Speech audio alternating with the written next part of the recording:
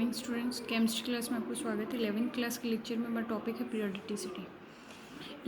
Last lecture we have seen the IUPAC nomenclature of elements having the atomic number greater than 100. Elements which have atomic number greater than 100, for this we have seen some root words which are used for 0 to 9, and then we use the suffix and root words. Joining them we can write their name. In last I have given you some homework to write the IUPAC name of elements having atomic number 113 to 120. Okay, hope so you have done this. Today I will discuss about the new topic, that is atomic radius. Let's start. First of all, I want to introduce what is the meaning of atomic radius. What do you mean by atomic radius? What do you think about the atomic radius?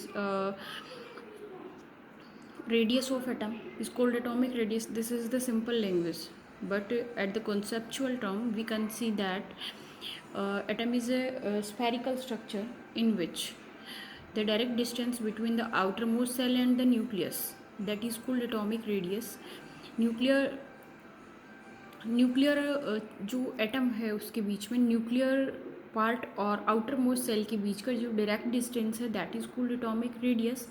Atomic radius of an atom is the distance between the centre of two nucleus of outer most shell. ये दूसरा word बोल सकते हैं कि when two atoms are bonded with each other, एक atom दूसरा atom दोनों bonded है तो इंटर न्यूक्लियर डिस्टेंस के बीच का जो डिस्टेंस होगा उसको अपन क्या बोलते हैं, एटॉमिक रेडियस बोलते हैं. ये एटॉमिक रेडियस क्या होता है, हाफ ऑफ द डिस्टेंस होता है. डिस्टेंस जितनी भी आएगी उसका आधा होएगा, ठीक है ना. हाफ डिस्टेंस का हाफ होता है. तो atomic radius of an atom is the distance of the centre of nucleus of outer and outer most shell. कि एक एटम है उसके न्यूक्लियस और उसके आउटर मोस्ट सेल के बीच का जो डायरेक्ट डिस्टेंस होता है, that is called atomic radius.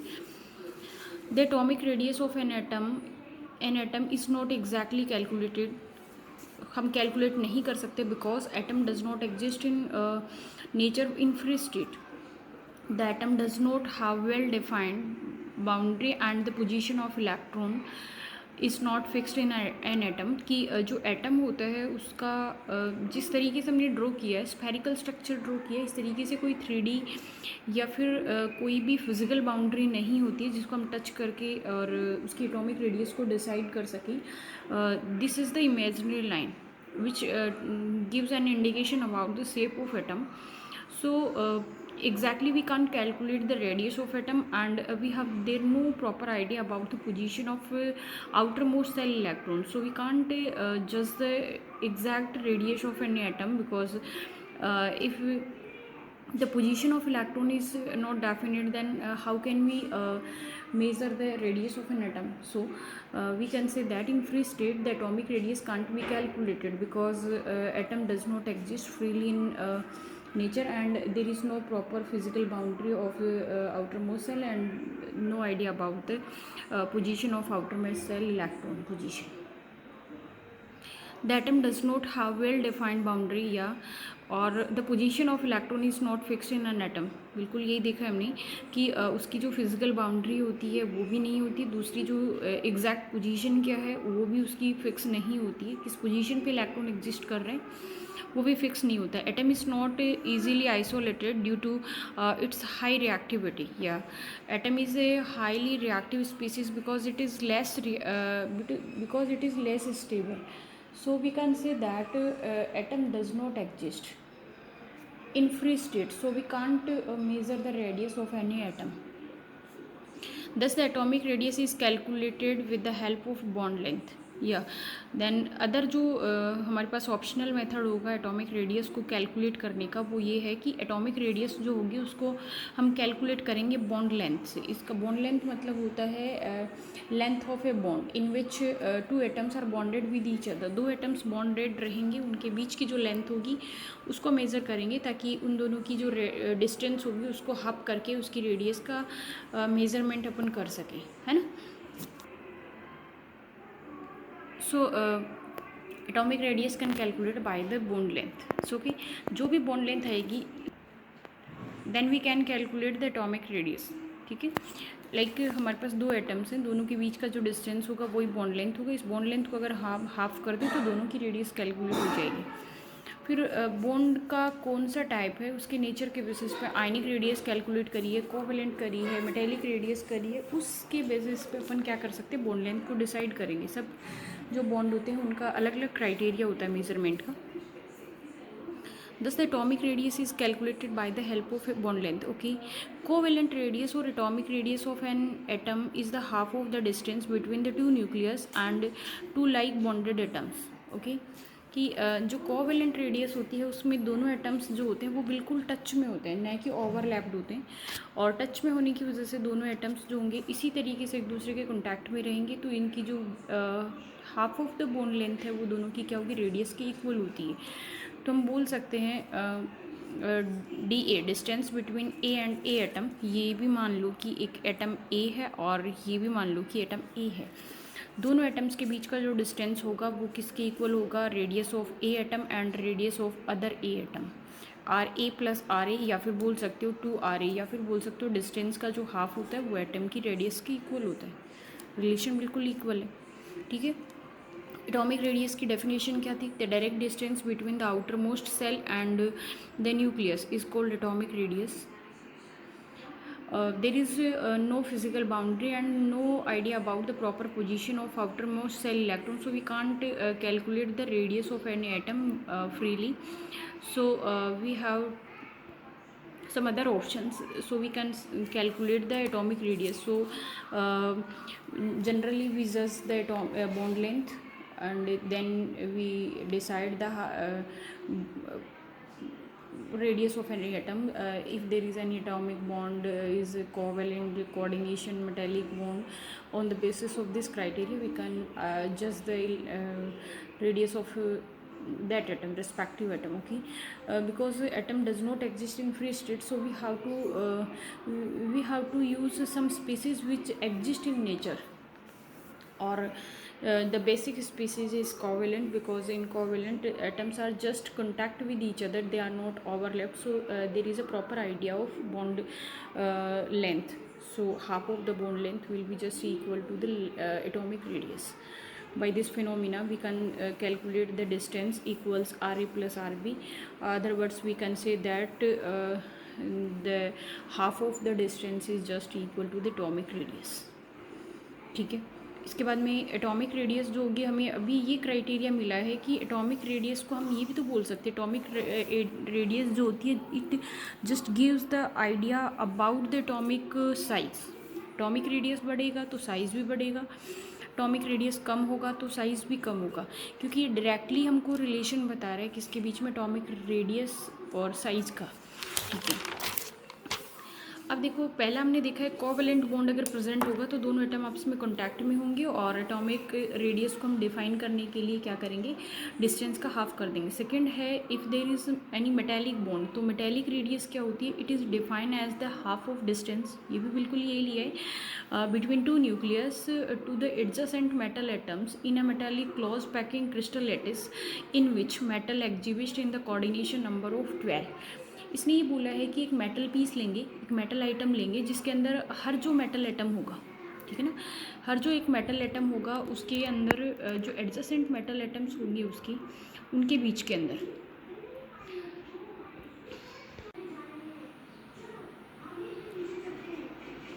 Metal जो क्रिस्टल होगा उसके अंदर एटम्स जो होंगे वो क्लोजली पैक्ड होते हैं, क्योंकि हार्ड एंड डेंस क्रिस्टल होता है। तो एक एटम जिसकी क्लोज पैकिंग हो, 3D ओरिएंटेशन के लिए क्या होती है, उसका कोऑर्डिनेशन नंबर 12 होता है। वेल पैक्ड जो मेटेलिक क्रिस्टल होता है उसके अंदर कोऑर्डिनेशन नंबर 12 होता है। Coordination number it is define as the half of radius. Okay, हो गया ना कि मेटेलिक जो रेडियस होती है उसमें भी मेटल आपस के अंदर कॉन्टैक्ट में ही रहती है। It is define as the 1/2 of the distance between the nucleus. Okay, जिसमें कोऑर्डिनेशन नंबर आपस में क्या हो, वेल पैक्ड हो, पैक्ड क्रिस्टल के अंदर मेटल्स के बीच का जो इंटर न्यूक्लियर डिस्टेंस होता है उसका हाफ ही क्या होगा, रेडियस के इक्वल होता है। नेक्स्ट क्या आती है, जो मेटेलिक रेडियस होता है उसके अंदर देखो कोवेलेंट के अंदर थोड़ा सा रीजन क्या होता है, ओवरलैप होता है जहाँ पे इलेक्ट्रॉन्स प्रेजेंट होते हैं, जबकि मेटेलिक जो रेडियस होती है उसमें मेटल एटम जस्ट टच में रहते हैं एक दूसरे के, है ना। इनके अंदर किसी भी तरह की शेयरिंग वगैरह नहीं होती है, सिर्फ टच में रहते हैं, इलेक्ट्रोस्टैटिक फोर्स ऑफ अट्रैक्शन से एक दूसरे के साथ बॉन्डेड रहेंगे। तो कोवेलेंट के अंदर एटम्स जो होंगे वो आपस के अंदर थोड़ा सा कॉन्टैक्ट में रहेंगे, इसलिए उनकी रेडियस कम होगी, किसकी वजह, मेटेलिक की वजह। Now we will discuss about the metallic van der Waals radius. Van der Waals काफ़ी बार आता है आप लोगों के। वॉन्डरवॉल एक बॉन्ड नहीं है, van der Waals is a attraction force. Gaseous particles के बीच के अंदर जो अट्रैक्शन प्रेजेंट होता है उसको अपन क्या बोलते हैं, वॉन्डरवॉल रेडियस बोलते हैं। वॉन्डरवॉल रेडियस क्या होती है, दो एटम्स जो आपस में एक दूसरे के साथ बॉन्डेड नहीं हो, सिर्फ कॉन्टैक्ट होता है, और कॉन्टैक्ट भी किसके थ्रू, अट्रैक्शन के थ्रू होता है। तो it is the half of the distance between the nucleus which are non bonded, क्योंकि बॉन्ड तो होता ही नहीं है, बॉन्ड होता है तो कोई सा भी इसके अंदर आयनिक कोवेलेंट कोऑर्डिनेशन में से आता है।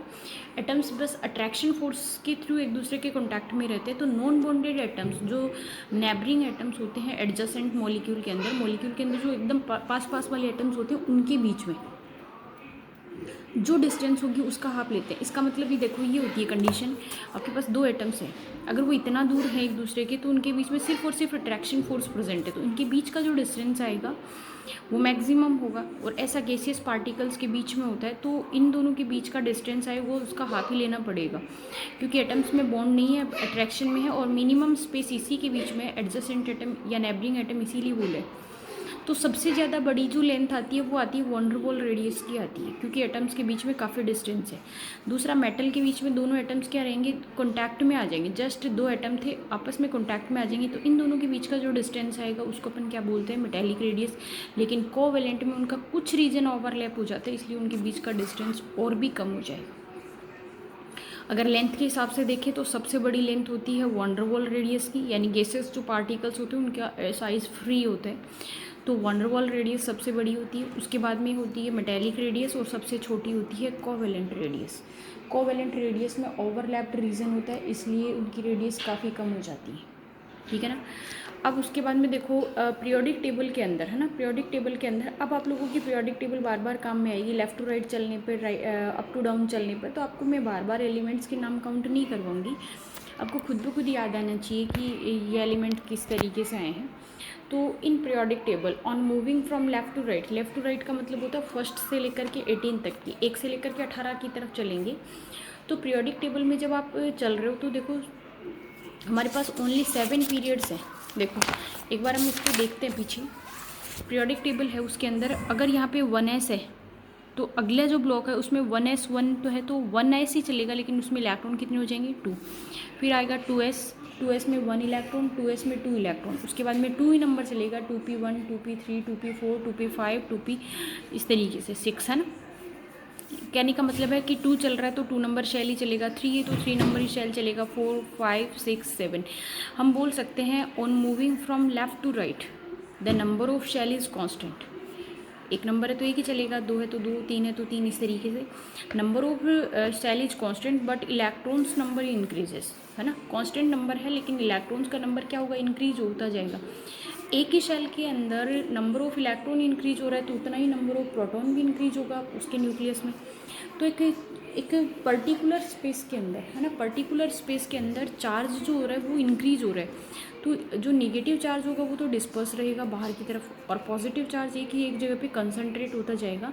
तो लेफ़्ट टू राइट जाने पर इलेक्ट्रॉन्स के नंबर के साथ में प्रोटॉन का नंबर भी इंक्रीज हो रहा है। प्रोटॉन का नंबर इंक्रीज होने पर उनका न्यूक्लियस जो होता है ना वो मोर इफेक्टिव हो जाता है, क्योंकि उसकी डेंसिटी अच्छी हो जाती है, और अगर वो अच्छा डेंस हो जाएगा इसका मतलब न्यूक्लियस जो होगा more effectively it attract the electrons towards inside, अंदर की तरफ इलेक्ट्रॉन्स को इफेक्टिवली अट्रैक्ट करेगा, और इफेक्टिवली अट्रैक्ट करने पर जो साइज़ होगा वो क्या हो जाएगा, श्रिंक हो जाता है, छोटा हो जाता है।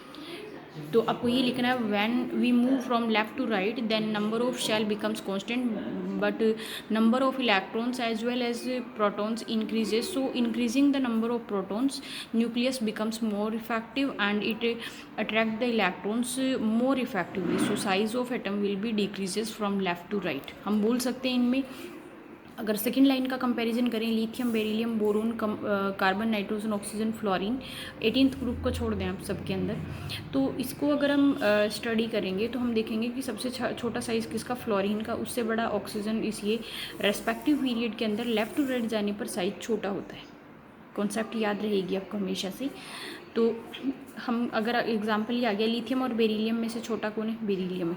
आगे चलें, boron, carbon, nitrogen, oxygen, fluorine, इनको साइज़ के इंक्रीजिंग ऑर्डर में अरेंज करो तो लेफ़्ट टू राइट जाने पर तो साइज़ क्या होता है, छोटा। तो सबसे छोटा, उससे थोड़ा बड़ा और बड़ा, सबसे बड़ा, है ना। इससे बड़ा ये, सबसे बड़ा ये। लेफ़्ट टू राइट आए, साइज़ कम होता जाएगा। फर्स्ट कॉन्सेप्ट हो गई है।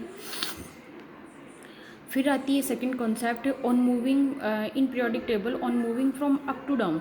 अप टू डाउन जाएंगे तो अप टू डाउन जाओ, देखो first number shell, second number, third number, fourth, fifth, sixth, seventh. On moving from up to down the number of shell will be increases and electron will be increases. Shell बढ़ रहा है, इसका मतलब nucleus से distance बढ़ती जा रही है, और न्यूक्लियस से डिस्टेंस के साथ में इलेक्ट्रॉन और प्रोटॉन दोनों बढ़ते हैं। बट उसमें क्या होगा, इलेक्ट्रॉन और प्रोटॉन के साथ में क्या होता है, साइज़ काफ़ी बड़ा हो जाता है। इसलिए जो न्यूक्लियस होता है वो स्ट्रॉन्ग तो होता है, लेकिन साइज़ काफ़ी बढ़ जाने की वजह से वो इलेक्ट्रॉन्स को उतना इफेक्टिवली अट्रैक्ट नहीं कर पाता है। और इतना इफेक्टिवली अट्रैक्ट नहीं कर पाएगा तो जो इलेक्ट्रॉन्स रहेंगे वो लूजली बॉन्डेड रहेंगे, और लूजली बॉन्डेड रहेंगे तो वो आपस में क्या रहेंगे, थोड़े से फैले हुए रहेंगे, एक्सटेंड रहेंगे। इसलिए अपन ये बोल सकते हैं, on moving from up to down the number of shell as well as the number of electrons also increases. So due to increasing the number of shell, size will be increases because nucleus does not attract the electron effectively, so electron will be loosely bonded with the nucleus। कि up to down जाएंगे तो nucleus इतना effective नहीं रहेगा, वो इतना effectively उसको attract नहीं कर पाएगा, और इस वजह से उसका साइज़ क्या हो जाता है, इंक्रीज़ हो जाता है। ठीक है ना, साइज़ इंक्रीज हो जाएगा अप टू डाउन जाने पर। जबकि लेफ़्ट टू राइट हमने क्या कॉन्सेप्ट पढ़ी है, लेफ़्ट टू राइट जाने पर पढ़ी है कि लेफ़्ट टू राइट जाने पर नंबर ऑफ शेल कांस्टेंट रहता है, और एक नंबर ऑफ शेल के अंदर इलेक्ट्रॉन्स इंक्रीज हो रहे हैं, इलेक्ट्रॉन्स के साथ साथ उतना ही नंबर ऑफ प्रोटॉन भी इंक्रीज हो रहा है। सो प्रोटॉन की स्ट्रेंथ काफ़ी हाई हो जाने की वजह से जो न्यूक्लियस होता है वो स्ट्रॉन्गर हो जाता है और more effectively attract the electrons inside, so size will be decreases. ये तो देखा। अब अगर आपसे ये पूछ लिया जाए कि hydrogen, lithium, sodium, potassium, arrange the following atoms in increasing order of size, then आप इसी में लिखोगे सबसे छोटा हाइड्रोजन, हाइड्रोजन से बड़ा लिथियम, लिथियम से बड़ा सोडियम, इससे बड़ा पोटेशियम, उससे बड़ा रुबीडियम, उससे बड़ा सीजियम, देन फ्रांसियम। इसी तरीके से अगर इसमें पूछें तो ये भी साइज़ है। इसी तरीके से इनमें चलता है। इसी तरीके से boron, aluminium, gallium, indium, thallium, arrange the following in increasing order of size, then सबसे बड़ा इंडियम, उससे छोटा सबसे बड़ा थेलियम, उससे छोटा इंडियम, गैलियम, एल्यूमिनियम, बोरोन। ठीक है ना, इस तरीके से लेफ़्ट टू राइट जाओगे साइज़ कम, अप टू डाउन जाओगे साइज़ बड़ा। ठीक है ना, कॉन्सेप्ट याद रहेगी इतनी। अब लैंग्वेज पे आते हैं अपन। इसमें हमने पढ़ा है, in periodic table on moving from left to right the number of shell becomes constant, yes, while in a shell number of electrons increases, yes, in a shell increasing the number of electrons there is also increases the number of protons in same ratio, yes, due to this nucleus becomes more effective and attract the electrons more effectively inside। ठीक है ना, number of electron जिस ratio में बढ़ते उतने ही proton बढ़ेंगे, proton बढ़ने से न्यूक्लियस इफेक्टिव होगा, इलेक्ट्रॉन्स को मोर इफेक्टिवली अंदर की तरफ अट्रैक्ट करेगा, और अट्रैक्ट करने से क्या होता है, so we can say that from left to right the atomic size decreases. Boron, beryllium, boron, carbon, nitrogen, oxygen, fluorine, left to right गए, साइज डिक्रीज हो गया। ये ऑर्डर किसका है, एटॉमिक साइज का ऑर्डर है।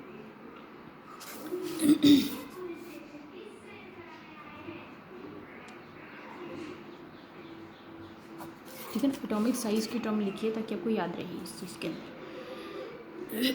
फिर लिखा हमने, on moving from up to down the number of shell increases, so atomic size will be increases because here Z effective decreases. Z effective क्या है, इफेक्टिव न्यूक्लियर चार्ज है ना, उसको जो न्यूक्लियस की स्ट्रेंथ होती है उसको जेड इफेक्टिव लिख देते हैं शॉर्ट में। Effective nuclear charge decreases, so electrons are of outer most shell are loosely bonded, इसलिए वो इससे क्या रहेंगे, लूजली बॉन्डेड रहेंगे, सो उनका साइज उतना छोटा नहीं होगा। हमने लिखा है hydrogen, lithium, sodium, potassium, rubidium, caesium, on moving from up to down size will be increases, similarly nitrogen, phosphorus, arsenic, antimony, bismuth लिखा था ना, नाना पाटेकर आज सबके बीच, साइज क्या हो रहा है, इंक्रीज। फिर कल बाहर आई आंटी, fluorine, chlorine, bromine, iodine, moving from up to down size will be increases.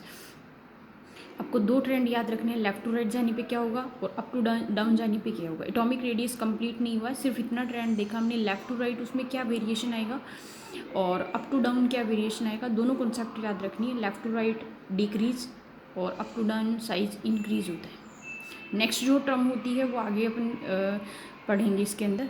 तब तक के लिए thanks, have a nice day guys.